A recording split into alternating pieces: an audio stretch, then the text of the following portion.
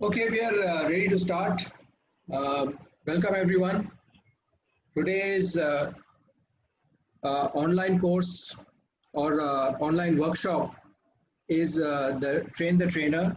That is how to go about training novices for rock climbing and adventure programs that are organized by the uh, adventure clubs and rock climbing clubs which are all affiliated to IMF. So specifically it is for them. I will just quickly introduce our panelists today. And our panelists today are Ranveer Singh Negi, who you all know, highly accomplished mountaineer and a very experienced instructor. He retired as a senior instructor of NIM. Has immense number of uh, great Himalayan climbs to his credit. And Devabrata Mukherjee, who we all know is a highly accomplished mountaineer, one of the oldest summiters of Everest from India, from the north, um, and also a great explorer, uh, a very accomplished climber, a qualified leader of from the Hello. UIA mountain leadership Hello. programs. Hello. So I think we have an excellent panel. We also are waiting for Reena Dharmshaktu, who is a governing council member in the IMF and a very accomplished mountaineer, somebody who has been an instructor in Knowles. Um, so all these are our panelists today. We will start with an introduction, with a quick introduction about what we are going to accomplish today. But before that, let me familiarize you with some of the rules that we follow. And if you all see that there is a chat window, and in the chat, whenever we are going to have a question, I would request you all to write in the chat window question followed by your name. So when you write question followed by your name, and you also type the question, then I will ask the question to the various panelists and you will get an answer. So we can start now. Let me show you the first the plan for today.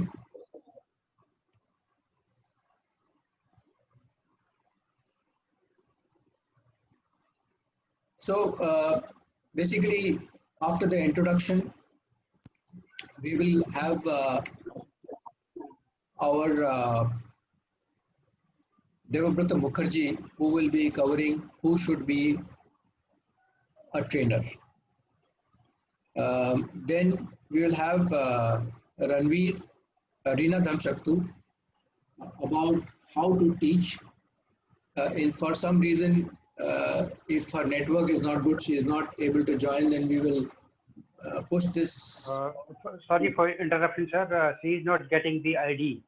She needs to be sent ID again. Okay, can you just forward it from the WhatsApp? I have forwarded, but she said that she has been trying the same for a number of times, but it's not working. Okay. Because I have used the same ID which we had used yesterday. Okay, okay. So let's hope that she can try.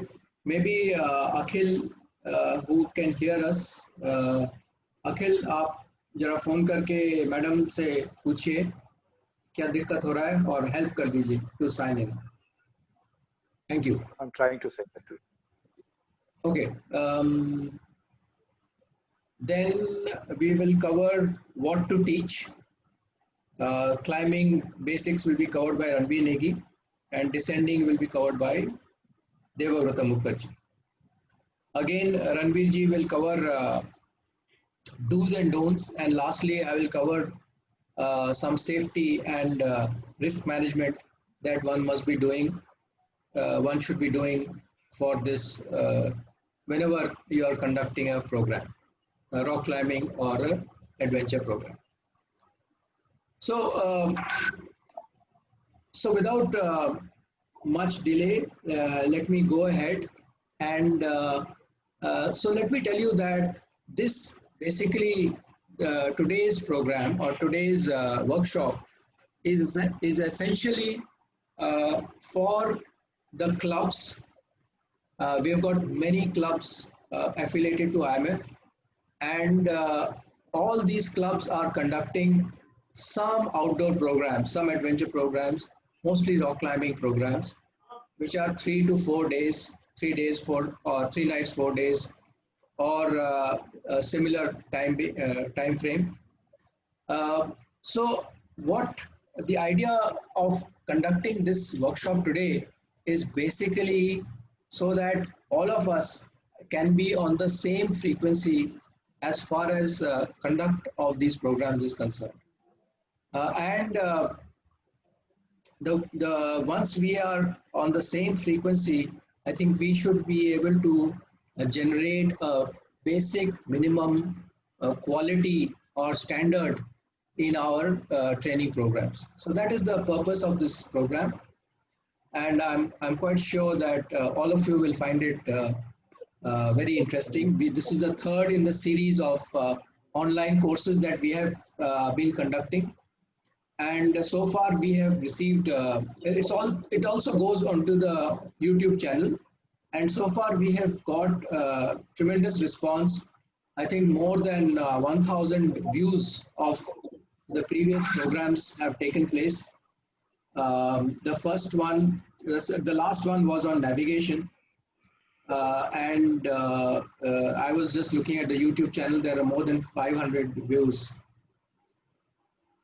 The first one, of course, was on anchor building and rope fixing, which also got nearly 600 views.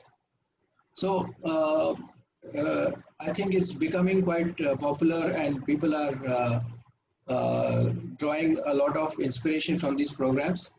But without wasting much time, let me begin with inviting Devavrata Mukherjee to talk uh, about who should be a trainer. Over to you, Dev. Thank you, Amit sir. So I would start from there. I think we all remember our school days or college days, where we meet a lot of teachers and a lot of professors or instructors, even for our own rock climbing course or mountaineering courses. We meet those, the teachers and instructors. We may be a group of, 40 people or something. We met them, but we find that, or we remember one instructor more than the others, all others. And that's not for everybody, maybe. Maybe I like someone and someone else like, Mr. B or Miss C like that. But why?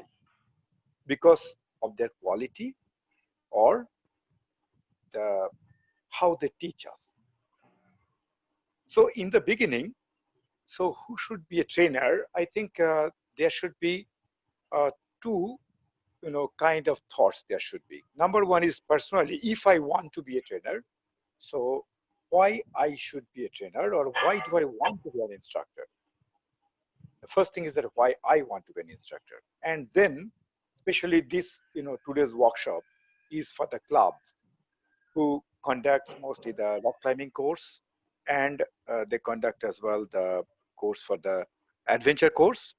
So they have to think that whom they will give this responsibility to be a instructor. So there are these two things. Number one is personal, and number two is administration. So if I go for the personal one, that is, do I have the quality of becoming an instructor? then I have to ask myself, or a person should ask him or her, first thing, why do I want to be an instructor? I think all the instructors here, we can, when we just appoint for the clubs also, ask them, why do you want to be an instructor? I know most of the clubs, they just, people, they just come and go the rock climbing courses, they go for the mountaineering courses. And when they come back, they become next year, maybe the assistant instructor, and then the year after they become the instructor. But do they all have that quality to be the instructor? So for the first thing, if anyone wants to be an instructor, he should be a passionate person for the thing he want to teach. So only a passionate, that's the passionate lover of that same sports, here the sports I would say, or the same subject, he can be a very good educator.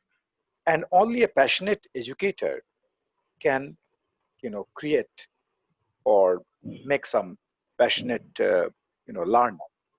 So that's why that why do I be passionate? I should be passionate. I love that sport so much that I want to promote that one, develop that one, and I want that everybody should learn it, everybody should know it. So the passionate stuff is you have to be very passionate about the sports. The first thing, first quality is there. For the personal level, that is, an instructor should be always prepared to get questions, number one, and always prepared for any kind of question. He should be well equipped or well qualified of what he is going to study, what he is going to teach. So the main thing is that one, he wants to teach. If anyone wants to teach, you have to know the matter what you are going to teach very well. And that's why it's it is very important that you know your subject. You study not only just, I know that most of the clubs and the instructors I have seen that they go to the mountains, or we have, especially in West Bengal, I have seen that there are many clubs that go organize this rock climbing course or the adventure course. But the instructors, they just maybe just before the course, they go once or twice to practice. And that's all. It's not that the the course, their own training or kind of getting ready for the what they are going to teach. Like here we can see that when we are going to organize this workshop, is Amit sir has made all this preparation for that. We have talked about this course 3-4 days. So what we are going to teach, and or what we are going to talk about here, not teach in fact. So those things. So here the we should be very much set clear this kind of stuff. Then we should have the one person that who is an instructor, he should be always have the fair expectation, because the people for the basic course who are coming, we know most of the time they come, they don't have any idea of what is this kind of sports, what is rock climbing. They just simply they think nowadays it's possible they have seen it in the internet or television that what is rock climbing, and then for the adventure sports. But to see it in the television, and when you are right in the pot and how hot it is, only then you can know. So it's very, we have to have the expectation that is that they don't know or should not know that much, but we cannot expect them for more. We have to be, kind of hand feed in the beginning, or the spoon feed in the beginning, in fact. But not always spoon feed all the time, then they will not learn. So this balance should be there, how much we should spoon feed and how much we should not. Then we have this positive attitude. An instructor should have a positive attitude all the time. So if we find that we cannot get all the people are very fit, not all of them the same kind of capacity to understand or execute, but we must, just encourage them and always have a positive attitude that nobody is good or bad. It's possible that a person is less strong or something like. So we should, encourage them and have the positive attitude there. We should be patient to listen to them. That you might be someone cannot understand one thing very easily, or maybe you have told 2 times to him or her and not understanding, yet not understanding, but we should have the patience to let them go on for that. We should have assessed quite often that how they are doing this kind of stuff. So for the personal level, we need to have the knowledge, and of course we need to have the skill, because that is what we say about an instructor or leader, that in Hindi or in Sanskrit, that is we used to say that one, "Pahle darshan dhari." So an instructor must be looking as an instructor. He should be always very, very ready. He should be that the people can have the confidence on him. After just looking at him, people should have the confidence. Oh no, this guy is our instructor, so he looks like that he knows something. It's not that you are just have a shabby dress, or you should not be overdressed, you should not be underdressed, and you should be well equipped all the time. Because during training, you have to expect the unexpected. Like you are just driving on a road without a divider, you can just expect the unexpected. Like any kind, a kid can jump in, so like that you can always expect the unexpected. And as these are the novice course, so when you are teaching them belaying and those kind of stuff, you have to check, double check, and all the stuff. So you have to be very, very careful on that one. And you have the skill to that solve any kind of problem, especially during that any kind of uh, time when you need to rescue, or when you need to help them. Someone might get stuck in some places, and which is not possible to rescue very easily, but you should have to do this thing. And so an instructor should have the skill of using the technical things, technical equipments and all that. And as well, he should be very, very well versioned and very, very quick-witted to use the improvisation. So that generally we nowadays we use most of the technical equipments, which are very, very helpful, very lightweight and all that. But as well as we have to keep our brain ready to use that for any kind of problem. So that's we need it there. And of course the flexibility and creativity. That's at the time of the we should some of the things that is we have written in the book or the copybook stuff, we have to follow those for certain rules. But sometimes you go beyond, you have to start something new if it is needed, but always within the limit of safety. That is the one must thing for an instructor, that you should not compromise anytime with the safety measure. That we will come later. Amit sir will take that one about the safety, etc. So now we come for the the administrative part. When the club or an organization, as I know that some organization heads are here, so when we go for this organizing some rock climbing course or some adventure course, and as we are going to handle the children and different gender people, so we have to be very, very uh, you know careful about the integrity of the person. So we have to check that person's character as well, how it is in moral character, number one. Number two is that we have to check with that other stuff. Like the first thing is the positive review. For the check, there is some checkpoints are there. So it's a well-balanced choice should be done. Who would be loved by all, or not loved, at least liked by all, and most of the people, they know that this guy is knowledgeable, safe, like that. So the positive review should come from most of the students. So review system should be there. A review system should be there so that the people can always know that, or the administrators, the club, or the organizer, they should know that what the review about that the instructor.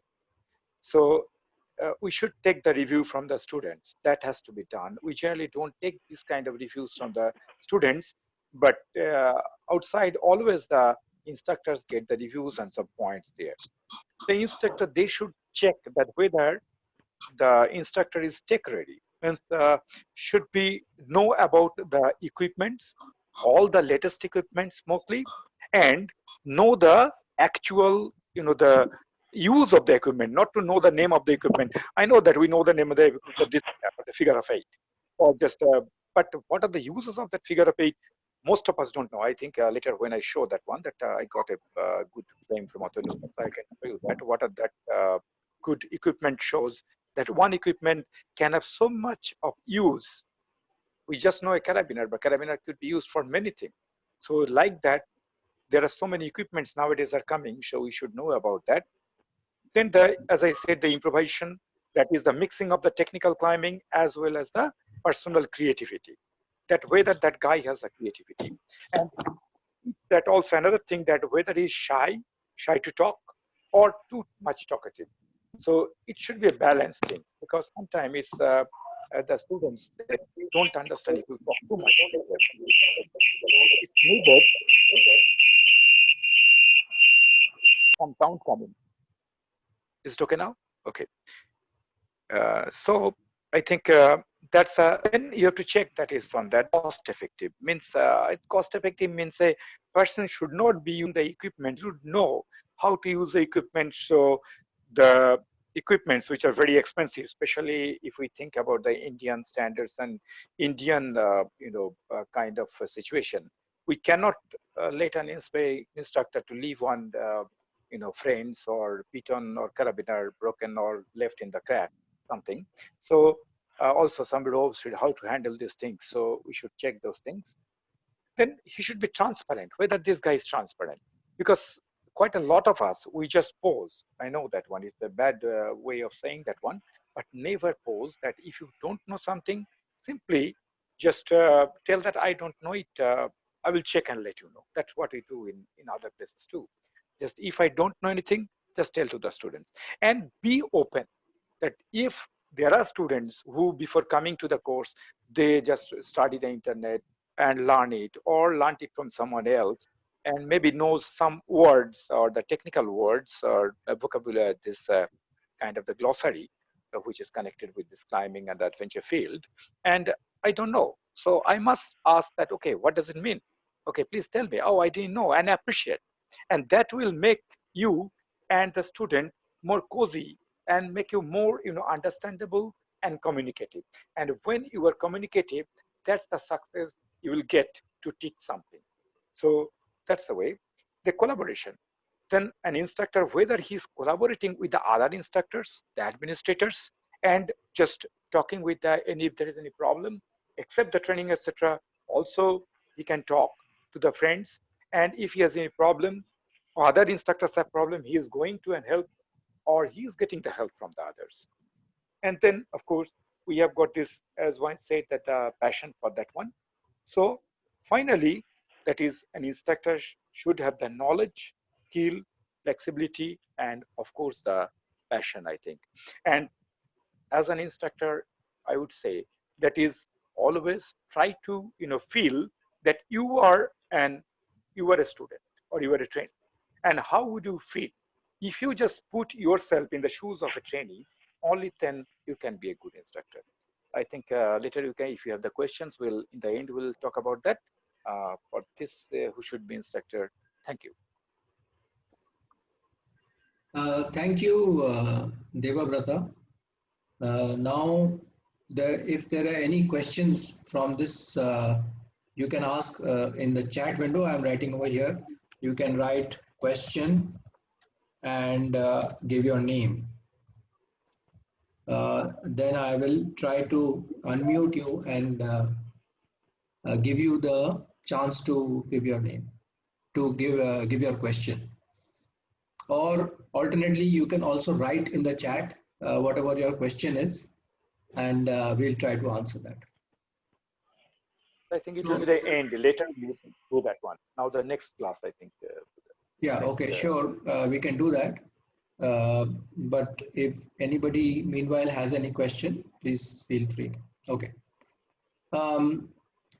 Now we are, Reena, you are okay, ready? You can unmute yourself.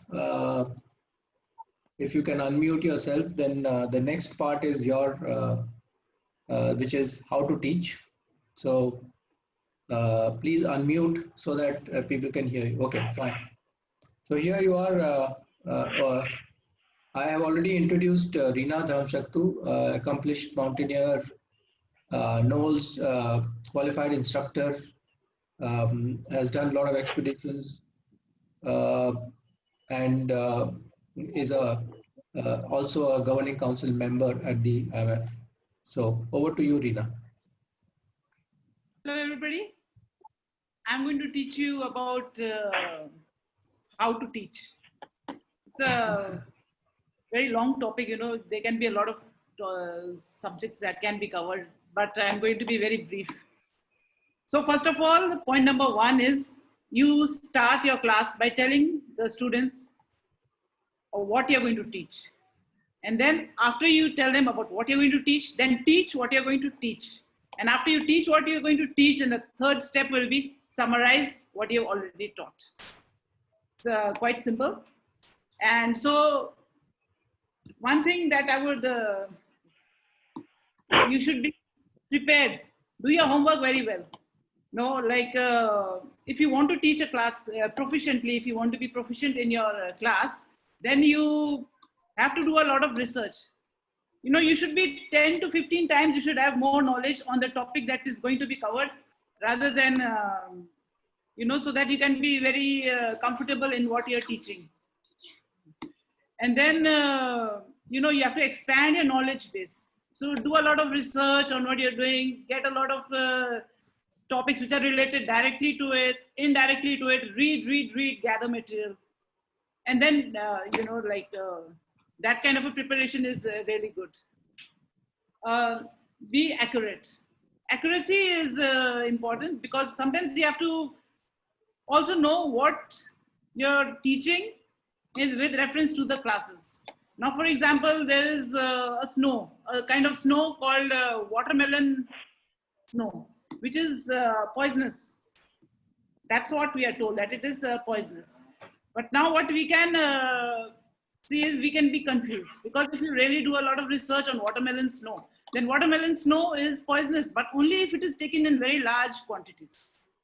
And if you take a lot of it, then only, and then what it can cause is it can cause diarrhea. And watermelon snow is sometimes compared to mushrooms, you know, the poisonous mushroom. So poisonous mushroom is more dangerous because it can kill in a couple of hours, but watermelon snow just will give you a diarrhea, and that also it takes if you consume it in a huge quantity for, you know, like melting snow or for drinking water. So just be accurate and know what is a filter, what is important and what is not so important, and tell the students also about it. This is important, but this is not so important, and don't make it very relevant. The settings of your class is also important, especially if you are in the outdoors. Obviously, most of our classes, only the first 2 or 3 days are in the institute. After that, we are all in the outdoor settings only. So make sure that the environment is friendly. So it is not too much of, you know, sunlight, direct sunlight. It can make them feel discomfort. Too much of wind, too much of cold, and you know, too much of noise coming. If there's a river flowing nearby, maybe take them inside a tent or behind a rock where there is, or away from the river, where the, you know, the students can focus on what you're teaching, because then you will be screaming on top of your lungs and not looking very nice, and then the students will be like looking here and there. So just make sure that the students are in a very good setting. Then progression of a class. There are, like, supposing I'm teaching about Tyrolean traverse, how to make a Tyrolean traverse. In the very beginning only, I start by teaching them that. And then it's not going to register in the student's mind what this is all about. So make sure that you are teaching one step at a time. First of all, introduce them to the rope, how to handle a rope, how to coil a rope, how to spread a rope, how to use a rope. Teach them about pulleys. Teach them about how to make an anchor. Once this all is taught, and then once they become good at it, then you move, then you progress to more of a, like, then you progress to a Tyrolean traverse, that kind of thing. So then it becomes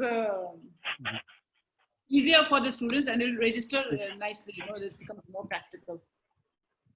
Then brevity. Brevity is important. That means it should be short. So keep it simple, short. The KISS principle, keep it simple and short. If you're making, if you're telling a long lectures, long winding lectures, then the students and giving them a lot of information, then the students probably you will lose their attention, and they will be just not following you properly.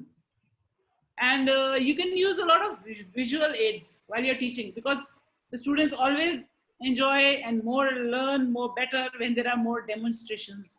And if you're teaching, for example, contour map classes, then teach them, like if they tell them to go and collect rocks, which are narrow rocks, broad rocks, and then they can draw contour lines around those rocks.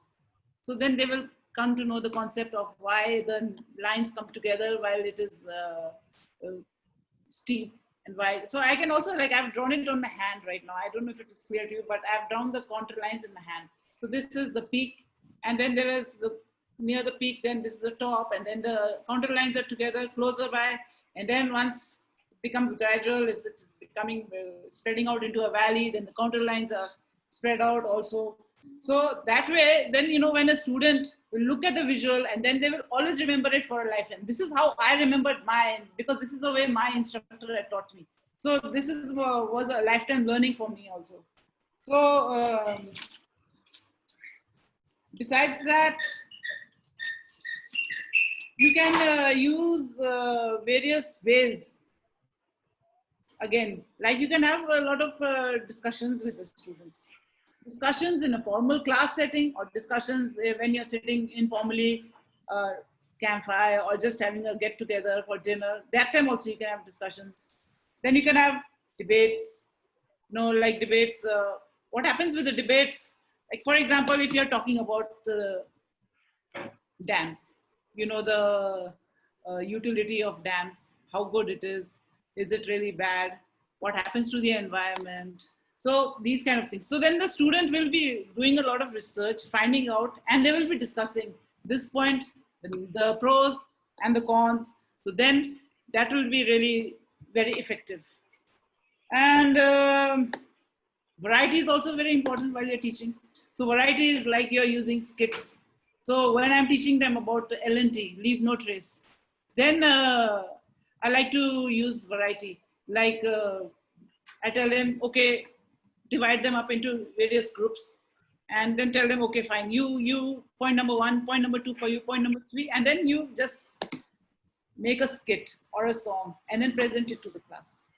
So then that way, then they are the ones, the students are the ones who are taking the responsibility, the onus of making the class interesting. The style of a instructor is also important. So while I'm teaching, I'm trying to be very funny, or I'm trying to use voice modulation, which does not suit me, or trying to be dramatic. Then the students can catch on very easily that, okay, fine, she's not comfortable using this. So be your own self. Use the styles which you are good at.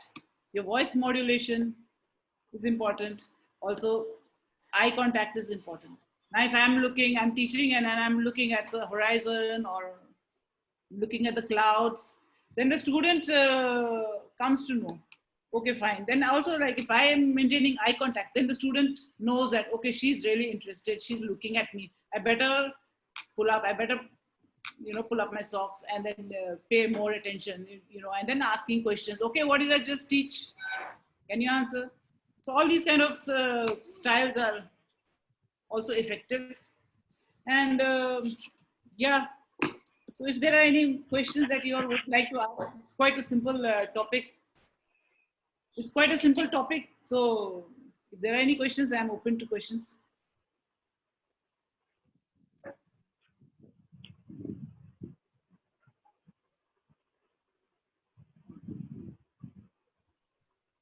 Okay, so we were going to ask the questions, get a time for question and answer right at the end. I'm seeing some messages that people cannot get sound, etc. I think you should check your system, maybe try and log in again. I think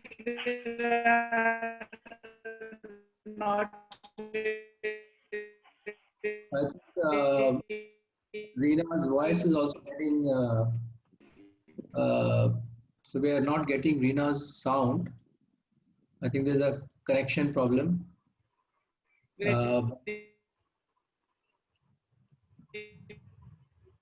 Okay. So I think we've also lost Reena. I think must be connection problem, but let's see. We have got some questions over here. Vikram Malik, I think last time also he had asked us questions. So again, there Reena is back. So if you see that Reena, there is a question. We all have certifications, MOI, etc. But that doesn't or shouldn't be a license to operate as a trainer or instructor. There should be a method to provide such authorization since some of the responsibilities this job carries. There has been so many incidents where a simple error um, of not putting a safety knot at the end of the rope while rappelling caused grievous. So we are aware of these things. I think this is more of a statement than a question. Uh, but if anybody has a question, then you may ask over here. Thank you very much. Let's move on to the next part of the uh, workshop. So Ranveer, you are ready for this part? I think this is Yes. your. Yes. Yeah, I'm on the line. Okay, excellent. So please. Okay. Yeah. Okay. Before this, we have gone through that who should be an instructor, and it was followed by what the quality of an instructor. And once you have become an instructor, you have done basic and advanced method of instruction course, you will start thinking that what is next. So what is next means you are going to do some adventurous activities, or you may start thinking that we must teach school children, adult or the old age, and start setting up adventure camp in your area, in the vicinity of your area, maybe in Himalaya, maybe somewhere else, wherever you wish to. So the first of all, out of all, that you will have to think that you will have to plan your teaching event according to the feasibility of conducting them. You will have to see that where you really can conduct the one and what all items you can include in your adventure activities. For example, in Himalaya, there are several events which can be conducted and which are in vogue everywhere, like rappelling and rock climbing and camping and bivouacking and river crossing, etc., etc.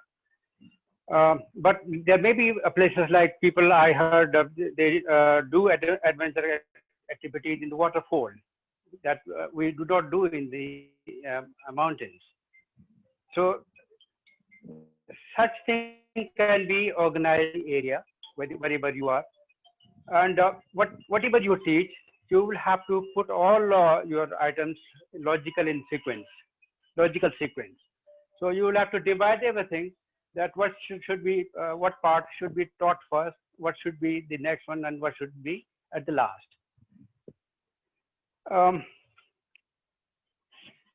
Generally, you will see that we have been teaching the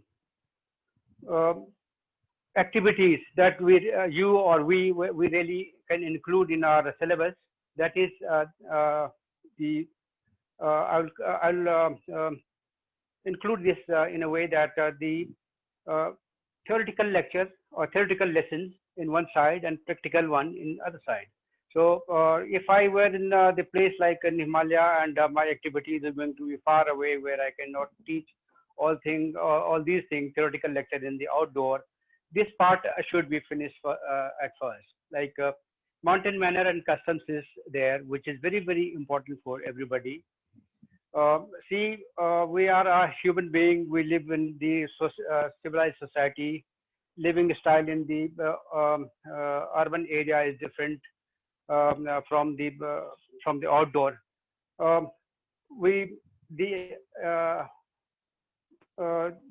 disposal of the waste in the urban area is different from one in the mountain. And what we do here is we throw everything in the dustbin, and in the cities, a van will come pick it up and dispose it in the area. But when you go up in the mountain, there is no such system developed already that you do it yourself. So there must be one class on the mountain manner and custom, which can include the mountain manner and customs and everything in it, and in addition to environmental protections. There must be one class included in that, flora and fauna. So flora, wherever you are, the flower you have in the Himalaya, flower, fauna you have in that area where you are doing your adventure activities. Some introduction to the young children must be given. And there must be, very essentially, the first aid here in cities, in the urban area. If your stomach starts paining, you immediately can rush to the hospital, or you can call doctor, and you get recuperated, or you get first aid can be given immediately. But when you are in the outdoor, and you have no other choice other than that you have to do it yourself. So it will be always good that you must impart training on the first aid, how first aid is administered. And other things, because they are in the outdoor navigation will help them. The map reading in the navigation on the preliminary basically, which may not be extensive one, because if you start learning navigation, map reading, it is vast subject it is. But the preliminary navigational exercise can be conducted, and people can follow it. They can be given the chart. They must know how to draw a map, how to draw a route on the map, and then follow it. They can be sent on the same trail, and they reach one point to other without an instructor. And next point is the camp hygiene and sanitation, which is most important for the outdoor activities. Once you are outside, if you don't maintain the camp hygiene, then people will fall sick, and your adventure activities may end up there only. So these theoretical lessons must be included in your syllabus. So other thing, the camping one is you can include camping and bivouacking. They must be taught how to camp, how to select the area, what should be the area, what should be the inclination of the ground, and how do we pitch tent. If the tent is large size, how many people can pitch this tent? How, if there are only a few people, how 2 people can pitch the tent? And you have no tent, but you have to survive with the 2 ground sheet, and you have to stitch it together and make bivouac. These kind of thing will make interesting for the children and in the outdoor activities. Night march can be included, which is very interesting. People wouldn't have walked at night with rucksack on their back and shining torch all the way in the rugged terrain, and finding their path. It will be interesting. Then comes the technical part, which is the rope. They must be given preliminary lesson on the lesson about the rope. Say how many top basically ropes are there. Like say they call static rope is there. Dynamic rope is there, rope for fixing different purposes. There are ropes breaking the strength in elasticity. Just the supplementary kind of a knowledge can be imparted to the trainees, and they should be taught the roping up. So you have a rope, you must teach them how to get rope up, how rope is divided into amongst the team. Say there is a team of 5 people, how it is divided. You either expand the whole rope in one line and then divide it by in the equal distance, or if you are in a narrow area where you cannot go all far away, then you can count the coil and divide it among the number of people going to get rope up with this. They must be taught how to coil the rope and how to maintain the rope, how to look after the rope, and things like this. Just the preliminary be okay for the adventure activities. So we will now come on the teaching them basic rock climbing. So when we go and we will start, it shouldn't be like you want to impart a training on the rock climbing, and you take a group of 6 of your trainees, and you find you have been rushing for your trainees said, no, we want to do rappelling. Rappelling is very thrilling and very common. You can hear from people that rappelling and Jumaring is good. So people would force to the instructor, no, we want to do rappel first, no climbing. No, it should be when you are going to teach, it should be taught in the sequence. So first of all, they should be taken for the basic rock climbing. They give them elementary knowledge of how to climb a rock, like principle of rock climbing. And the most of the institution we all teach the same lesson and same syllabus we have. So the basics of the technique must be taught to them on the bouldering. And so once the bouldering have been done, then thereafter they can be taken on the larger size of a rock where rope work is involved in. From there, they must be taught that how do you gear up yourself.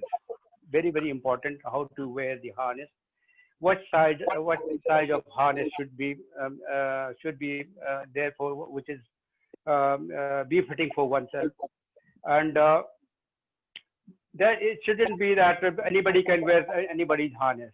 So it should be worn in according to the size of the waist of a trainee.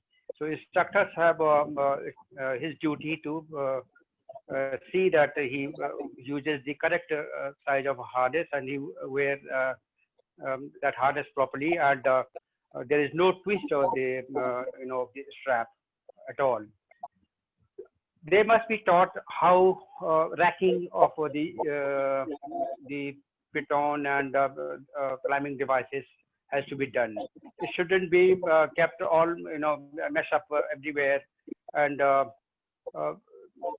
should you be on the pitch of a rock, in the middle of a rock, and you are looking for the friend, and your hand goes on the choke nut, so it will be annoying always. So they must be taught the sequencing, and all equipment must be racked in the correct manner, and they must be taught belaying. So for belaying, what people can do it, what an instructor can do is, they first of all ask all your trainees that get rope up, and we will do dry practice on the ground, and look at them very closely and see how they belay and how they grip the rope, how they pull the rope, how they use the drill we use between climber and the belayer. Most of you listeners would have practiced that during your mountaineering courses in the institutions. So this kind of thing, you can take your trainee on the ground to do dry practice first, and then take them to on a small rock. And instructor's attention on the student must be 70% on the belayer, maybe 30% on the climber, because belayer is very important. Because if he loosens the rope and he commit a mistake, the climber wouldn't survive. He will fall headlong without a support from the top. So he has to be assiduously looking at the belayer sitting on the top, and 30% your attention can go on the student climbing up. Once he gains the good skill on a small patches. After 2 or 3 rods on a longer pitch, he can be given independently, and he is belaying. It shouldn't be like all the time for the sake of safety, instructor always belaying. If all the time instructors belay, your student will never learn. So rappelling is very, very thrilling and popular amongst the adventurers and children. They like it. They find it very good. And rappelling should be included. And instructor have to pay good attention on this. Most of the accident you would have heard that a person died because of rappelling. So his complete attention must be on the student. While rappelling twice or thrice, first time instructor must belay them first on first round, second round, and third round they can rappel on their own. Jumaring also can be added, though Jumaring used to be sometime advanced courses subject, but now Jumaring being a thrill in it, people like Jumaring. Jumaring can be added, and this can be a part of adventure activities. River crossing is also very, very thrilling. Wading across a river, putting taro and traverse on it, and go across the river. So this was all that what we can include with the adventure courses. And apart from this, beyond this, I think basic and advanced mountaineering courses syllabus will come in, and that's it. So if there is any questions.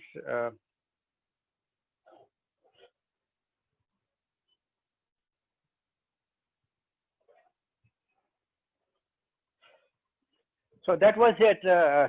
If there is any questions.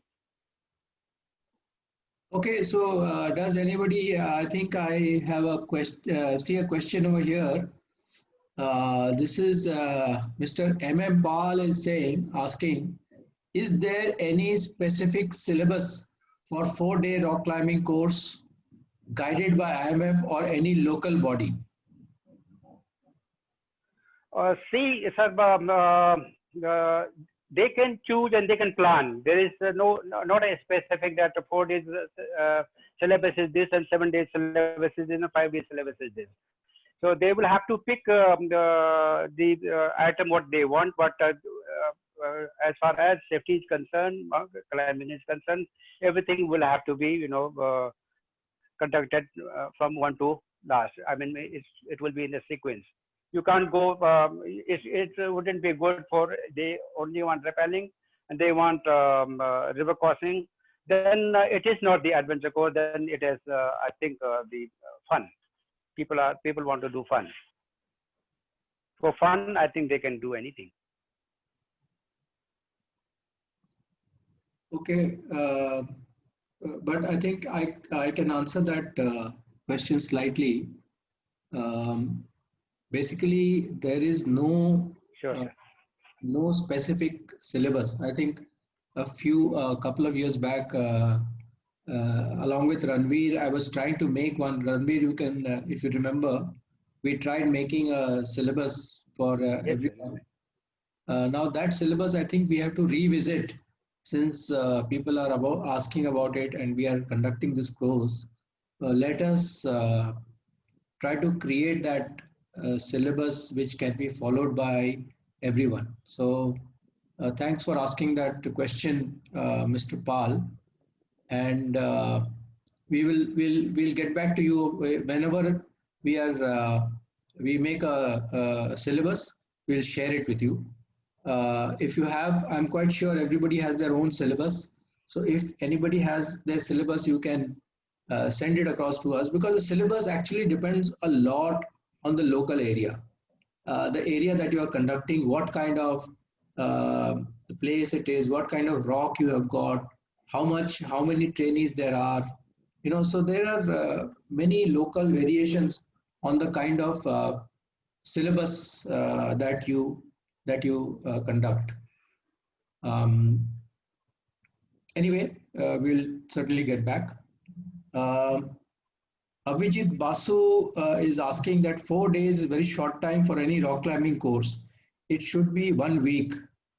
What is your suggestion? So, Ranveer, if you can answer, if you want to take this question. Actually, if people are interested to spend only 4 days on the rock climbing, I think 4 days is also enough. But if you want practice over and again on this, say 2 days for bouldering and 2 days for 1 day for bouldering and 2 days for anchoring and belaying and 1 day for rappelling and jumaring, I think it will be enough. But if people want to do it, repeatedly over and again and practice more, then that is different issue. But may I add something, sir, for this question? Yeah, please. Yeah, I think Vijit, to put up, it totally depends on the person that who is the trainee.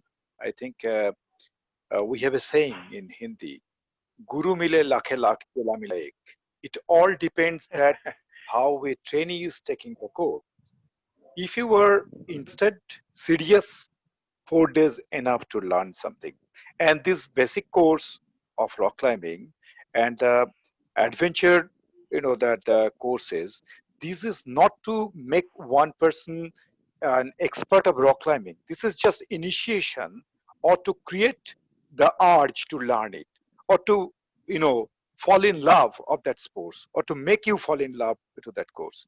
So I think if you want to make it, it depends on various clubs. Some people I know that in West Bengal nowadays they bring the DJ and all that and do all this camp fun, etc. every evening with music, etc. But I would say that some of the clubs and some of the places, what we learned in the beginning, that is, you learn little bit or the beginning you learn to love it, and if you learn to love it or learn the basics, you can always come back and practice or always can do the advanced course or at least come back practice with your that club's instructors, or if you can be a member.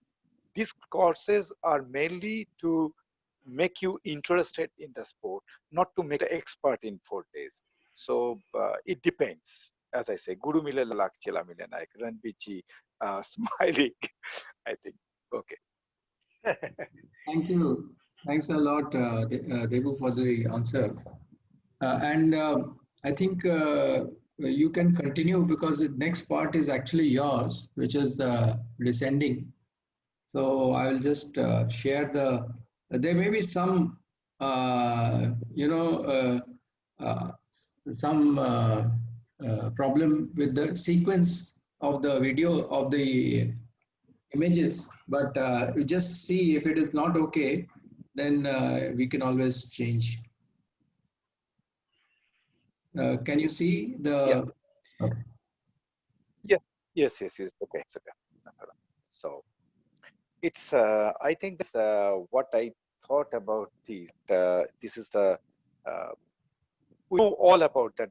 Most of the people here, I think they are already they are rock climber, trainer, or mountaineer, so they all know about this climbing and all that stuff. However, I just go back a little bit to tell that about the syllabus. What Ranbir sir, the post about the syllabus that is going for the basic rock climbing training, basic method of anchor building, and then the belaying, rappelling. In that sequence, the courses should be there, and we can just make them a little bit elaborate during the courses. And maybe that what the others for the adventure courses, because it's also given the adventure courses, the people learn about that, knowing the nature, more about the various kinds of trees, plants, birds, star watching, etc., etc. However, in this basic rock climbing, in basic rock climbing, I think I thought that most of the people know about those. I think for the next class, maybe the Ranbir sir will take that one. That the basic rock climbing, what should be covered and all that about those 9 golden rules, etc. I'm not going to tell you that rappelling, how you should do it and all that one. But there are certain things that what we generally overlook. as I said earlier, Ranbir sir also said, and Amit sir will tell you again, that is about the safety. And over the years, the mountaineering, rock climbing, it just developed so much that the systems or the of climbing, especially the rappelling or anchoring, etc., it has gone a tremendous, that I would say more developed and technical and safe. We know that we used to do the rappelling. That I'm just telling you that what we should follow now a little bit. That is how to do it and all that one, because rappelling, is very tricky in the end of the day, because mostly at the time you do the rappelling in the afternoon or when you climb. It's not during the courses, because these basic courses, quite a lot of trainees, they come because they go for the trekking or they are getting ready for the mountaineering. Forget the mountaineering courses they will learn. Mostly the people come there, what I find, especially in West Bengal, they go for the trekking. And when they come here, they will go, after learning these things, they will apply those in the mountains. And when they do it, after a day-long hike to a certain place, they do it in the afternoon. We know, as already Ranbir sir told you, that most of the accidents happen during the descending, because we are tired. The fatigue comes. Our brain doesn't work. It's the altitude, and then we just become less diligent and become less careful. Or by fatigue, we just make certain things just taken for granted. Okay, this anchor will do. So for rappelling or something, we must, whenever we teach as an instructor, the instructor should always remember about teaching the thing, that the basics that should go much beyond the surface. It should not be skin deep. It should go to the heart. It should go in the brain. It should be there. So this kind of stuff, we must be very, very careful during the basic. So when they come for the next practice, as I say, you can come for the practice, they must not make this kind of mistakes, the basic mistakes. If these are basic mistakes, we all know these adventure sports, it doesn't give you any chances to correct yourself. It's not that, and you don't have an instructor then. So, when you learn in the school something, you can just practice it many times. But when you do it actually on the field, you get only one chance. So a simple mistake, a simple clipping of the carabiner can, result into a fatal one. So, however, so what we do, that the four things we have to be careful when we teach about that. The preparation, we must teach them the preparation. And during preparation, nowadays what we do, most of the class, etc., etc., I know that we are, it's very poor condition, or the financial condition of the clubs, etc., not that good. And we can't change the ropes. As it said that the 3 times after the big falls or something, you must change the rope, or after 4 years, you must change the rope. These kind of things are there, but it's not possible for us. So at least we can confirm, that is, the rope should be double. As Ranbir was talking about the ropes, so rope we must learn. As I said, the instructor must have a very good understanding about the ropes, which are single rope, which are double rope, which are twin rope, or which are half rope. So those kind of stuff. So as you can see in this picture over here in the screen, there, that before you must make an anchor. We already had that anchoring class. So we know a good belay station or anchor must have, especially for rappelling, it must have 2 bomber anchor points. They must have 2 bomber, that the pitons and those kind of stuff. So you can make a belay station where from the belaying will be done. Then you can see that there are 2 ropes. It's for the longer things, the 2 ropes, or is you make a rope double that way. So if it is 2 ropes, we have to join them. And to join them, you have to be very, very careful how we join. Because ultimately you have to teach the, the trainees that you have to pull it down. So how to finish the rappelling, that means you have to pull down that. So during pulling down, when you join the rope, if the rope is not joined properly, it might get stuck. And which color rope you should pull down, that you have to be very, very careful about that. So generally, you have to be careful about that which knot you should use, because if the knot is not correct, then it will open up, number one. And second thing, it might get stuck when you are pulling down. So nowadays, generally we use overhand knot. Just 3 knots are very important nowadays. One is overhand knot, second is the figure of 8, and third is the double fisherman knot. Because most of the people, they just not that much habituated with the sheet bend, so that's a problem. And those knots, sheet bends or other knots like water knot, etc., they get stuck in some protruded portion or something rocky. So generally, what we do, we give just simply one overhand knot, but you have to be careful that after giving the knot, the loose end must be at least 30 centimeter extra. Not much, 30 centimeter extra, so that even there is a loose end there, it should not come out. And you should, whenever you give a knot, pull all the four strands. Means after the knot, outside the knot, and inside the knot, all the four strands should be pulled properly and check the tightness of that one. So not single one should be less there. However, so from the knot, you can see that, and then, sir, can I come back to that? Yes. You can see that, go back please. The slide. Yeah. So you can see that one, and then all the end of the rope should be given knotted. So the stopper knot should be there. You can see the stopper knot, either both the ropes tied together or singly. And then when you throw the ropes, keeping them separate, you must check those things. That is, it should go, that 1 feet you check that, so the whole rope should not go out. So he's just putting that one. These are the basics of that one. However, we can go back, go forward. Next slide. Yeah. And then you can check the first one on the left there. So nowadays, it's very, very important that nowadays, that generally, and I know that when we do the rappelling, we use a mitten. And then we use, that is, we say that, okay, guiding hand and braking hand for that. But nowadays, it's totally changed. You must learn about these things from the YouTube videos or somewhere. You please check, or the UIA book, which we have, the Alpine, skills. Somewhere, or the Alpine skills book is there from UIA. You can check from that. That we don't use anymore the guiding hand, but use both the hands and brakes. You can see the last one using both the hands. And always the extra safety. So we always use one friction hitch. That is the friction hitch. Here they have used a auto block, but otherwise you can use the pussy or some others that will come to later. But how we do, the person that is, you must be anchored first, use a auto block or some kind of that friction hitch so it's an auto brake there. So even if your hands are gone, or somehow you will never know that where could be an accident, or there's something happens and you have to leave your hands, or you get an accident, you cannot hold it. It's possible that some big rock fall on your hand or something, so you'll fall down.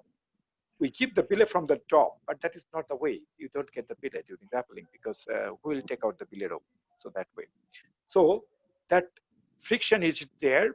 So you hold the friction hitch with one hand, which is loosen up, and the second hand you hold it. You can, this clear picture gives the second one, and then you take off your anchor, and then you never attach yourself directly very close to your harness. You never do that one.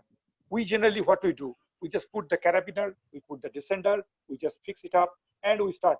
And what we do now, that we learned so far, to while braking, use your hand. Generally, we use our hand behind our waist to brake, and the right hand generally we put on the, or right on left hand you put on the as a guiding hand on the top. You don't need the guiding hand. Your whole feet and the both hands are there down. So both hand braking. But if the descender is very close to your body, and then the rope is passing through it, and you are braking, keeping the the rope with your nylon harness, and this purlin ropes are there, it might cut your harness very quickly, and you will fall down in a second, because the rope passes through your body very fast. If you're using a mitten or something, you will not feel that how much is going. When there is a double rope, so your hand is holding the rope very nicely, and then you are using this friction hitch with a kind of a cord, or the line that should be minimum 6 millimeter. That's the diameter. And when there's a pardon? When there's a diameter there, because you are using a double rope, so you can use even a 8 mm rope to make this friction hitch. because the double loop using, which will be at least some 16 to 17 millimeter, that's to get the diameter of them. So it will hold nicely in that way. Next slide, please. So that's the friction hitch nowadays we use, and no guiding hands, and friction hitches, the person can hold himself perfectly, no problem. Next slide, please.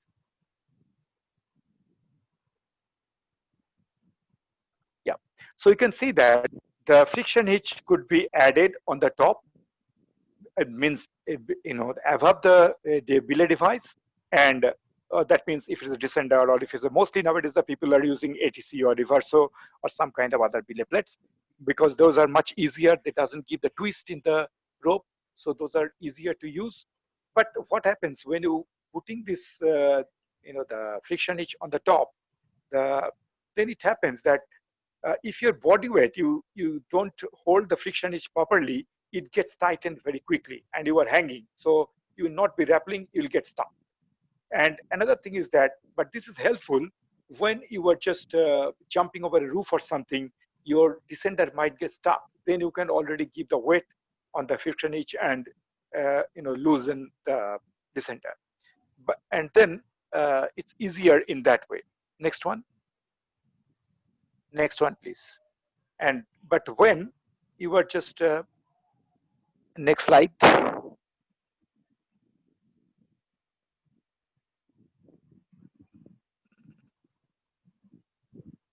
Next slide, please. But when the friction is not yet here, so next slide, please. Yeah. So it's but no, the previous one with the previous one with the when the friction is below, that's much more easier, because then your descender is up there and your descender is away from the body. But be very careful that the descender should not touch your hanging, the buckle of the helmet or your hairs, or it should not touch your forehead or nose, because when the descender is moving, it's very hot. You might get some nice tattoos on your nose or somewhere else. So be very careful. The burn will be there. And then if you are using this one, then it's very easy. If your hand gets loose, you're hanging from the rope, your descender is there. So you can hold the descender a little bit up. You can pull a little bit up yourself, or make another. You can keep another, prusik or friction hitch with yourself, and you can just put it above the descender, stand on that one, and can loosen it up all of it. Yeah, next one, please. The friction hitch in the lower is much better. So how to use the friction hitch? Of course, the easiest one is this auto blocks. And auto blocks is very easy to tie up, easy to open, and this is a double way. Means that if you use the mashat to say, or that's claim hist, those are the one way. And if you get stuck, you cannot take it up very easily. It's very tight then when it comes under the tension. But the auto blocks, it can pull up and down both way whenever you get the weights. I would say that when you are working in the fixed rope, etc., and going down, better to use the auto block, or the next one, the prusik, I would say. Next one, please. The prusik. This prusik is also both way and very easy to keep. Just a little bit more time to put it on or up. But these are very easy to use, these friction hitches. And you can always hold them nicely and come down easily. Next one. This is the auto belays. And then if you are not using that, how to just using the belay device. And some people tell me that it's okay, it's easier to lock the descender and not the belay device, or when you are using a munter hitch or a half hitch or Italian hitch. But it's also easy how to keep this knots, a mule knot. You can see that how to use this. Just bring it inside the carabiner, give another loop inside that loop, and just pull it. And just to open it up, just serially 1, 2, 3, how you give it, and lock it with a carabiner so that it doesn't go out. So if you want to, that's a crossing one join knot or something like that, or changing friction is or whatever, you can always lock yourself like any descender or piranha or any kind of that. Next one, please. So these things, these are the things that, as I say, that an instructor should know the use of equipment. We know the descender, but do we know all the use of these descenders? I don't know that. Even I didn't know some of the use of the descenders. But you can check that You can take a screenshot or you can just keep this one. So how to use the descender. And we know that there are some people are very heavy, and we have to give it in the single, because sometime in the rock climbing courses we give the single rope descending, and if the rope is diameter is less, it passes through your hands very fast. You cannot lock it if the person is heavy. So there you can use those, either some which have got the double like the figure 4, or you can use the double wrap. So then the friction is more and the person will be lowered easily. And then if you want to give someone, even you don't have a friction hitch, even you use the 6th one, the stop, which is written the stop, it stops automatically only when you feed the rope. So it can give you the auto lock kind of that. So please learn these things. And yes, that Atanu told me that Ranbir sir and Atanu practice this together. So you can use the stop method. So it will be easier for if you don't have a friction hitch rope, or only then you can feed from lower the rope, and only then you can come down. Then if it's a double rope, you can use that one also little easy. And then the descender uses also for use a hammer or use belay station. Those are different things. So uses of equipments is a must to know for a instructor, and I think that is which are given here if you are using the descender, because most of the clubs use the descenders. Please learn this and use properly. Next one, please. We have latest equipment like I have seen in many clubs various equipment like this one. We have seen, oh, we thought that's another kind of descender, but it's not only a descender, it's the piranha, pestle de rana. And you can see that you can also keep that one, how you can use it for different weights of people, how you lock it, and how you can control your the speed nicely. So this is how you do it with this piranha. So it's very nice. It can given the, if you see that on the right side, the 3 weights, heavier weights, you get more friction. Lesser weight, you get less friction. So using of equipment, with all the equipment comes a small booklet. So I think that the most of the instructor, as I say, must know about the usage of the of this. And while descending, as I said, that is, once you leave the rope, it's very difficult to catch hold of it. And why not use the mitten? Because mitten is not always very safe, and generally just not so easy to hold it. It slips because sometimes the mittens are bigger or thicker. So with your own hand, if you use both the hands for braking, it will be much better. Next one, I think, any more? That's it. That is your slide? No. Yeah, this is the last slide. Okay. So that's for the descending thing. I must say one thing that remember now, from now on, I think that we should move on, because we are practicing with the belay ropes, we are practicing with the normal descender, we are practicing with just the carabiners, we are doing this rappelling things we are doing mostly. But now I think the time has come to join the the advanced world, the advanced techniques. So I hope that from the next course, please try to use this friction hitch, which is really a good. You don't need extra belay rope that you can use for making the double rope. So that the rope double, and how to take out the rope, you should use that one. And during rappelling, we should tell the people that which are obsolete nowadays. Of course, we should learn about the body rappelling or this stomach rappelling, shoulder rappelling, etc. But those are only for the need when you don't have anything, any device, or you lost it, your equipment fell down or something like that. Only for the emergency. Otherwise, better to use the equipments. Thank you. So thanks a lot, Devu. I think there's a quick question from Joga Biasa Hoy. He is asking which friction hitch is mostly good. So I think he's asking which is the best one.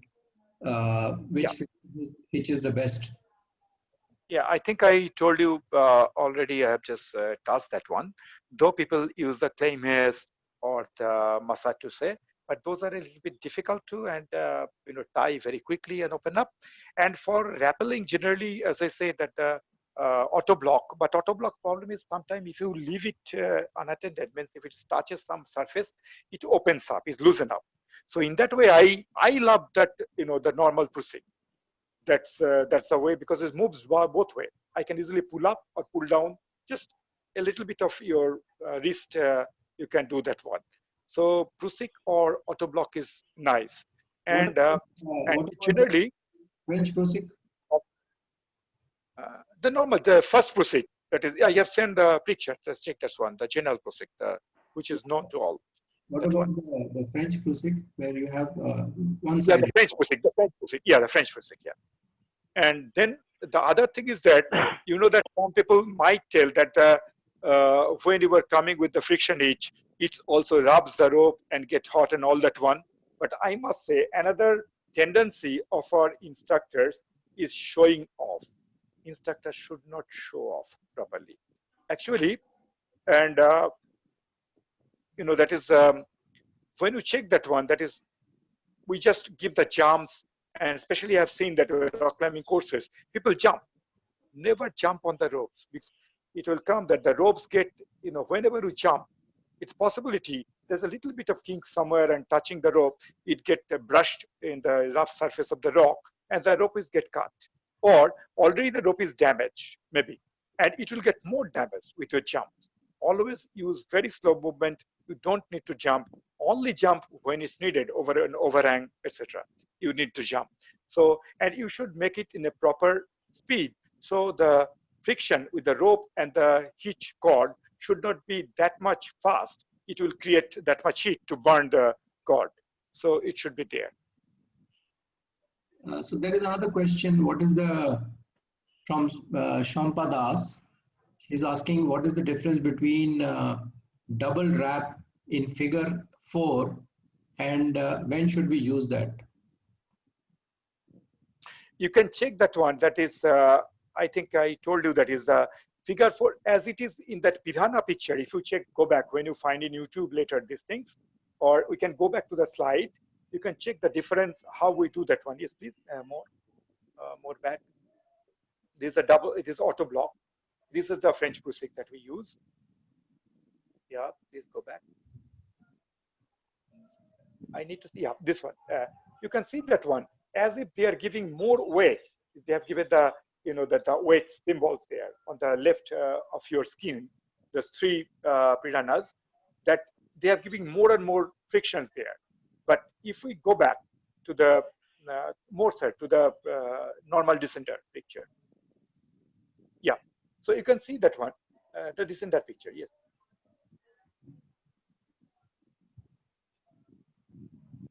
The figure of 8 picture. You will find that, yes. So you can see that figure of 4, check that, how it looks like, the second figure. It's coming, how they're wrapping inside. So one is coming through your carabiner, like a sport you were touching there, and the other one is going there. So extra friction. So say, if it is the standard one, takes about 70 kilos, the figure 4 will take about 90 kilos, but the double wrap, you see that, taking inside that one, it might take about 100 kilos, going the same speed, it will, or create the same kind of friction it will take. So the friction will be created by the standard figure 4, and the double wrap will be the similar to the weight of 70 kilos, 80 kilos, and 100 kilos, like that, 70 kilos, 85 kilos, and 100 kilos weight. More friction, more weight you can keep in the same speed, like that. So I would say that is, when you see the double rope, so it's going through that one, that double rope and double wrap will do the same, similar kind of weightage you can carry on that. Yeah. I don't see any other questions, so we can move on to Ranveer to cover the do's and don'ts. Okay, sir. So here are the points that when you are an instructor and you are going to teach your student on various events. So what you all need to do is that you will have to ensure that you will have to exercise all measure of safety while climbing. You should not forget that your trainee who have come for the training under you, he is always looking at you and catching all your actions. He is imitating the same what you do while climbing. So never ever do such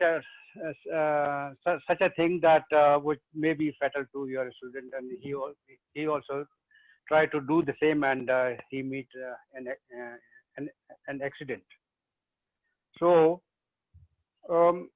this is very important that you will have to fix to a topic to a point that whatever you have thought that he has to be taught this thing, that thing only you will have to follow, nothing else.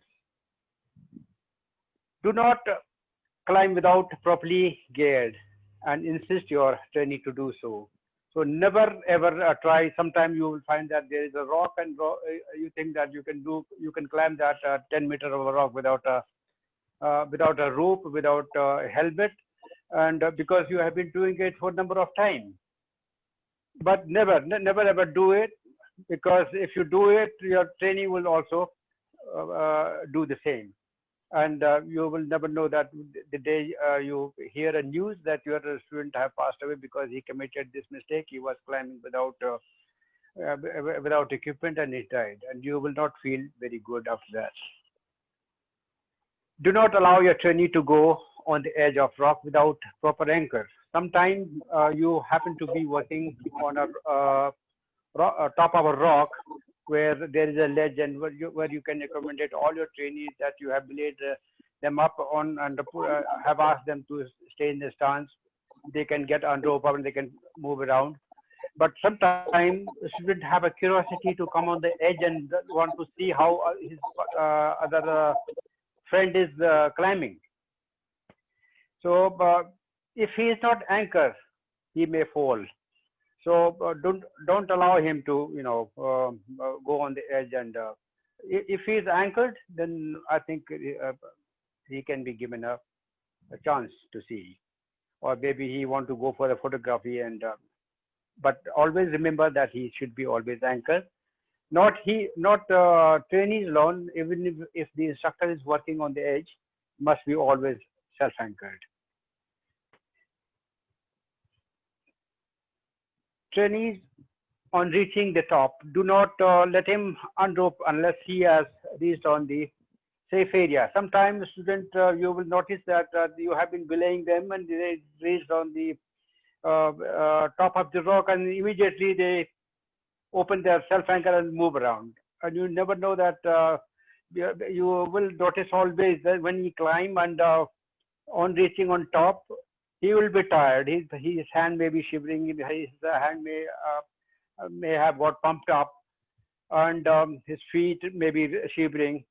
But always pull him in the safe area. Then only he can be he can only go away from the self anchor. Trainers should teach his trainees belaying on a small pitch. Like I have already covered this point, that he should always teach him on a small pitch rock first, and slowly and gradually he can belay on higher pitch. So it shouldn't be like always you taught them, you have given them a dry practice on the ground, and then immediately you said, okay, you have learned this, I have seen you do it better, and you left him alone, and you have started giving him instruction far away, and ask him to delay. So it wouldn't be okay to do so. Trainee reaching on the edge stance must remain self-anchored. So wherever your trainee reaches on the stance, if the belaying place it is on the stance or the ledge, and a very limited area there to stand, and one have to stand there, and never ever allow him to get on rope up. He should be always anchored. Never be overconfident and let your trainee to be so. This they will have already covered this point. You should never show off also, because if you show off, your trainee also will show off. So it is never good for the adventure activities. Check all your safety equipment and don them properly. So you have to check all of your safety equipment, and when you wear them, it should be worn properly. No seat harness, no not on the rope, no or on your sling. Properly rack your equipment on the gear loop. Maintain consistency when you rack the safety devices on your gear loop. Sling don't across the shoulder. So this point I have already covered in the previous talk. You will have to maintain consistency. That means if you have clipped the carabiner in one side of the seat harness, you shouldn't mix up the other equipment with it. So other equipment such as things like piton, rock piton, or ice piton, whatever it is, it should be in other gear loops, so that whenever you are on a climbing and you are holding your hand, your one of hand is on the hold and other hand is looking for the carabiner. Your hand must go on straightway carabiner, because you know where have you put your carabiner, clipped your carabiner. It shouldn't be like you look for a carabiner, and your hand comes with the piton. So it will be always annoying in between. So always consistency in the gearing them will help always while climbing. Do not be over ambitious. So when you become over ambitious, you can't climb, but you think that you can do it, and you try it, it will result into the accident. It may result into the accident. This should be included in the habit of instructor. Avoid smoking and consumption of alcohol in the camp. It should be strictly practiced amongst all instructors. It is actually not need to say. You are a trainer. Your trainees expect you with a living traffic of knowledge. See, when a student come to you for the training, you are a master of it and you know everything. Your students think that he is always safe, nothing is going to happen to him, and your instructor knows everything. So keep updating yourself through net. There are several kind of equipment every year, after every 6 months being manufactured, and their uses, and this will always help and enhance your knowledge. So that was the points from this side on the do's and don'ts, what should you do and what should you not do. Over to Amit sir. Okay, thank you, Ranbir. I think very nicely covered. I'm quite sure that our participants today will benefit from all the interesting topics that have been covered. We basically have come to the last topic, which is safety and risk management. And this is extremely important. I think there couldn't be anything which is more important than safety, because it's not only your own safety, but it's also the safety of your trainees. So while conducting the courses, I think one has to keep this at the top of your mind always. The first, I will cover it in four parts. One is that is qualified supervision. Although it has been already spoken about, most of these things have been spoken about, but still at the cost of repetition, I think we should make a note of these specific things. Qualified supervision, safe area, equipment, and discipline. So what do I mean by qualified supervision?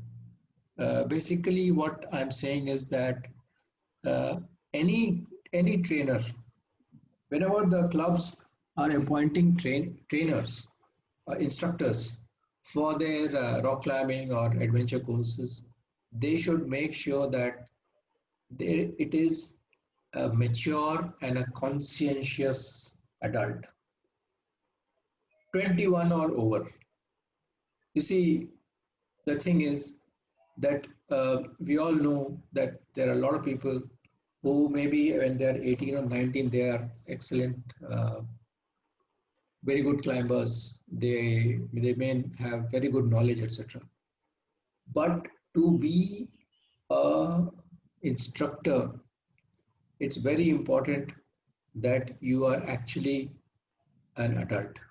We know that you become an adult at 18, but those it's still a very formative year, 18, 19, 20, 21, and to start taking responsibility of other people, it's important that you are of a particular age. So this would be our advice, that that you only have people who are adults 21 and above. And it's a someone who accepts responsibility for the safety of their trainees. Um, how do you know that? It's very difficult to assess. How does one know whether he accepts it or not? I think you can always judge a person when you are in the mountain. You can see who is a person who is taking responsibility for others and who is taking responsibility only for themselves. So some amount of observation is needed when you are assessing an instructor. Is he taking responsibility for the trainees is extremely important, and anybody who is appointing an instructor must take care of this point. And it's also a person who is committed to climb on safety procedure, to climb, to teach. He is a person who is committed. How do you find out he is committed? Again, by observation. You can see a person who is committed will always take all the necessary precautions. He will manage his rope well. He will manage his equipment well. He will manage his fellow climbers well. These are the things, pointers you can easily see who can make a good instructor and who will not make a good instructor. Who is committed to safety and who is not committed to safety. Area that you are conducting your rock climbing courses, this is for the clubs and people who are organizing it. Yes, I know that most of the people are conducting it in specific areas. It's earmarked, demarcated, but sometimes that area may not be available. Somebody else may have already booked that area. So what do we do? I think what we should always remember is that it should not be a new site. Don't conduct your training programs in a new site. Make sure that you know the area, you know the local people, you know the local customs, you know where is the nearest hospital. All these things can only happen when you are in an established, developed site.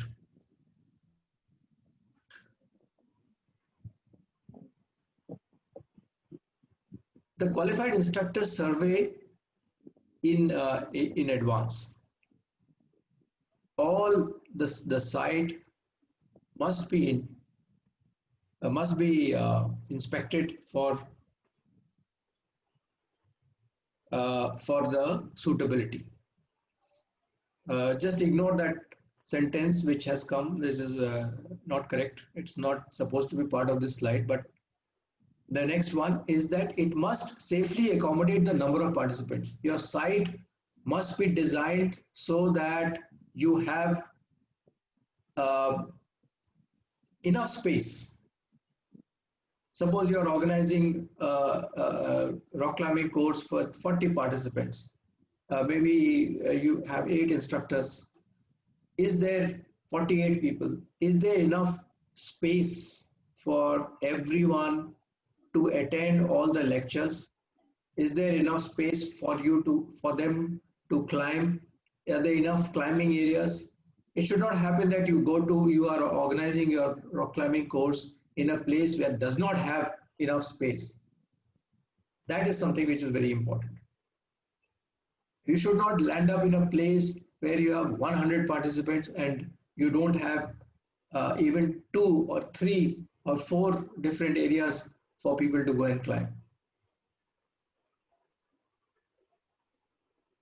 Emergency evacuation, very important. You must know how the emergency evacuation has to take place from that area, and have it available. Information has to be shared. It should be there in your SOP that what happens in case of an injury, in case of evacuation, how do we go about it?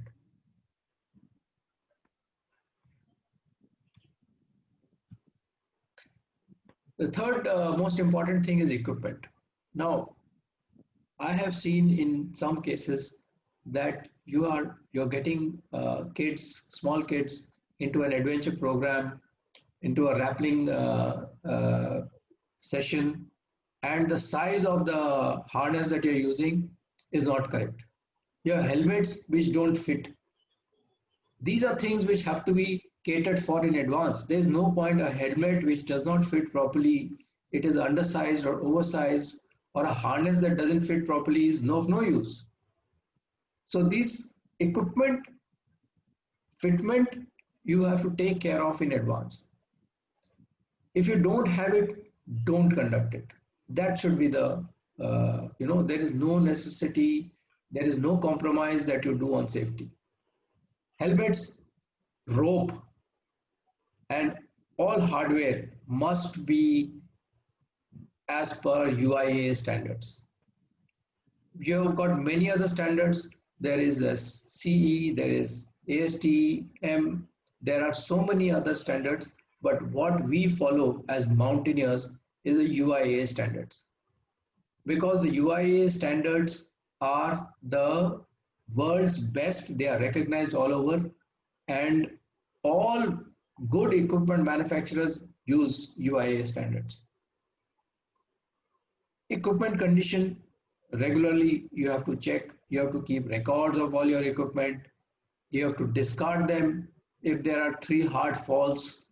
These are all standard international norms which you cannot compromise with.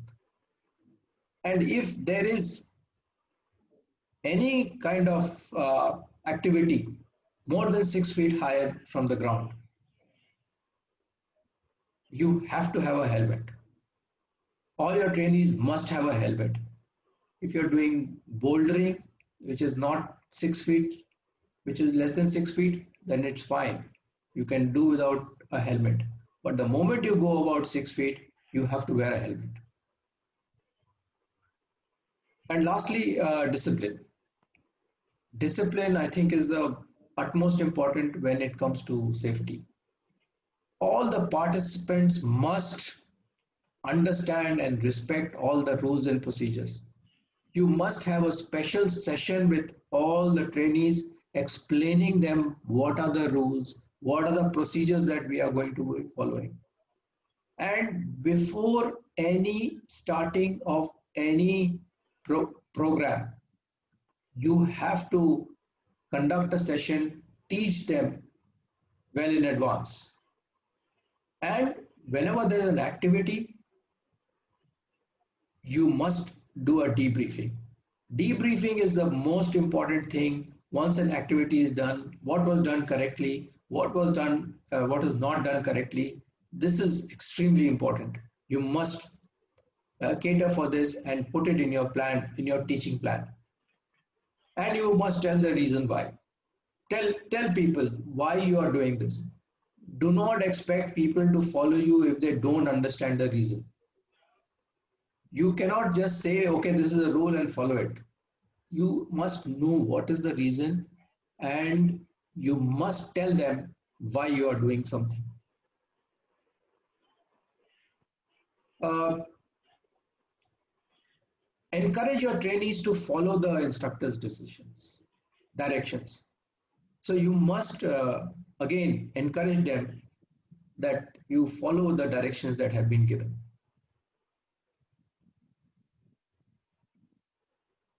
Lastly, you have to be strict and you have to be fair.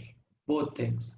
It's difficult as an instructor to follow both these things together. It's difficult, I know it, but please keep in mind that if you have to be strict, you cannot be lenient, but at the same time, you must be fair with everyone. Coming to the next part, which is safety. Okay, you understand this, and you are following all the safety rules, but along with that comes risk management. Now, we must all understand what is the meaning of risk management. Basically, risk management means knowing the risks. The risk management can take place firstly when you know what is the risk. So if you know what is the risk, then you can manage it.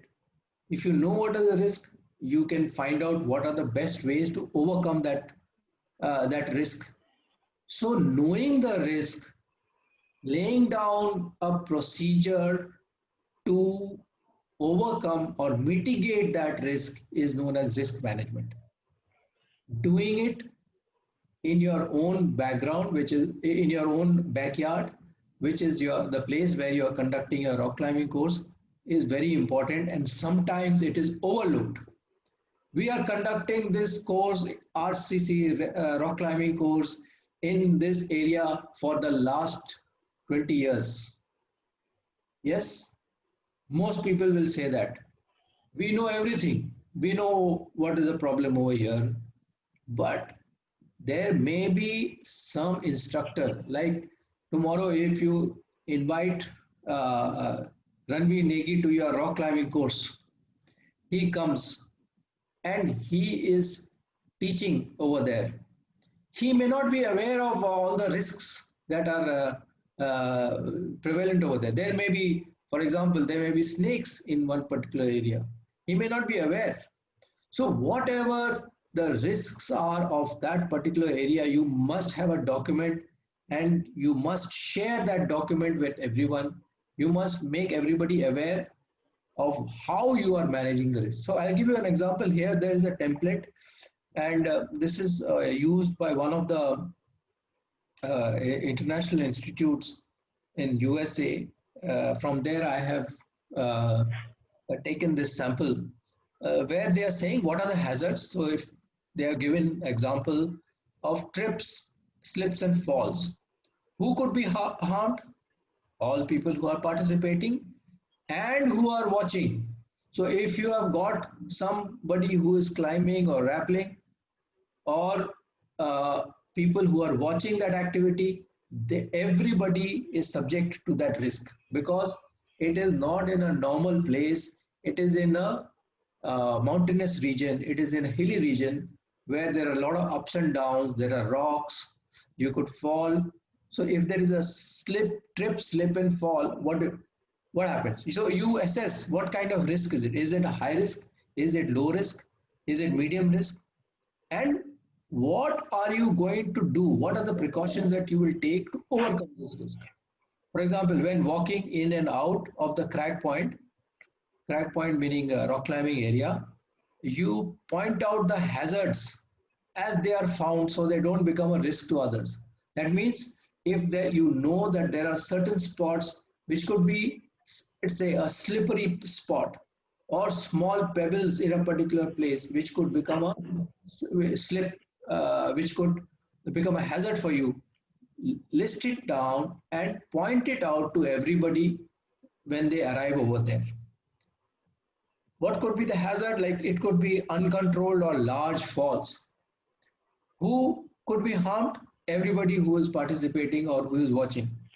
What do you do? So it is, they have listed out using bouldering mats to cover landing areas, as well as those who know how to spot. So spotting, people should be, so if you are doing teaching bouldering, for example, you must have sufficient number of people who know how to spotting falling climber. And people should understand the risks. So what happens if they fall, how they should fall, you know. So all these things need to be covered. These are the existing precautions. What additional precautions you need to say? You need to ensure that climbers know how to spot and belay effectively. So this kind of a document is something which you should prepare. Depending on your site, prepare such a document. All the instructors must read it, discuss it, and agree that whatever precautions they are taking, whether it is safety precautions or additional safety precautions, are in line with the risk level, and they are, it mitigates the risk. Mitigate the risk meaning making the risk small. There will always be risk. Risk is something which is inevitable when you are in an outdoor situation. But how do you mitigate that risk? That is the important thing. And that is something which has to be done through a documentation, which we call as risk management. Okay, so this is, we have come almost to the end of today's workshop, and we need to wrap up maybe in another 10-15 minutes. So we've got enough time for some questions, and I will just request all the our today's instructors to be on unmuted so that they can answer the questions. Here that the question is, again, I think Shampa Das is asking, why don't we use Prusik during belay to control? This is a question to Deva brother. Yes, actually, that's nowadays we use certain belay just auto lock devices like the Grigri, etc. That's also a kind of Prusik in a way, or we can use them, and some places we also use them. But generally, we don't use them because you have to handle that to bring the rope out and in, and then there's a device. So if those, the Pusik, etc., get stuck with the belay device, it could be a really more problem than when you are using. You can always keep something handy, or you can give in a lock. Always can lock if that is needed. But generally, we don't use that. But it's possible to use them too. Thanks. The other part of the question is addressed to me, and it says that should we teach the trainee improvisation or only use of equipment during RCC, rock climbing course? So I think, Shampa, if you are asking me, my answer to this would be that improvisation, yes, you can cover improvisation, but it should not be taught to a basic trainee. You, Yes. when they are certain advanced level, then only you should talk about or think about improvisation. In the beginning, you should only tell them which is the correct usage of equipment, which is the correct equipment to use, and form the habit of using the right improvisation. See, improvisation is only when you don't have proper equipment, when you are stuck in a difficult situation. That is the only time when improvisation comes into use. Okay, so I hope I've answered that question. Anybody else wants to say something, or they have a question, then you are most welcome to ask your question in the chat box, and we'll give you a chance also to speak here. So we are waiting. Anybody wants any, has any questions or wants to say something? Please go ahead. Okay, I don't see any questions coming up, so I think it's we could wind up slowly. Any last words from Ranveer? If you can give us uh, any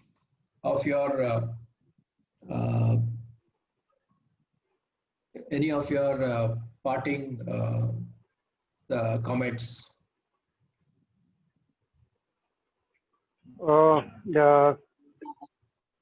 The climbing and teaching climbing and all these activities, it is the continuous process. So what I would advise is keep practice will enhance the the technique, and more time spent with the trainees will definitely increase the level of trainer. Okay, thank you. Thanks a lot. Reena, are you there? Would you like to say something to wrap up?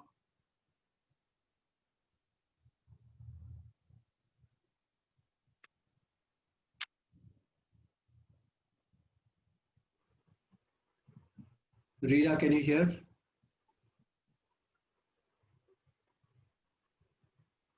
Hello, everybody. I enjoyed these sessions a lot, and it has been a little bit of a refresher, like a refresher for me also, and what are the do's and don'ts, and I've learned a lot. And yeah, it's like a continuous procedure. This kind of be a lifetime student. Thanks. Thanks. Thank you so much, Reena. Debu, would you like to say something as last as your comments?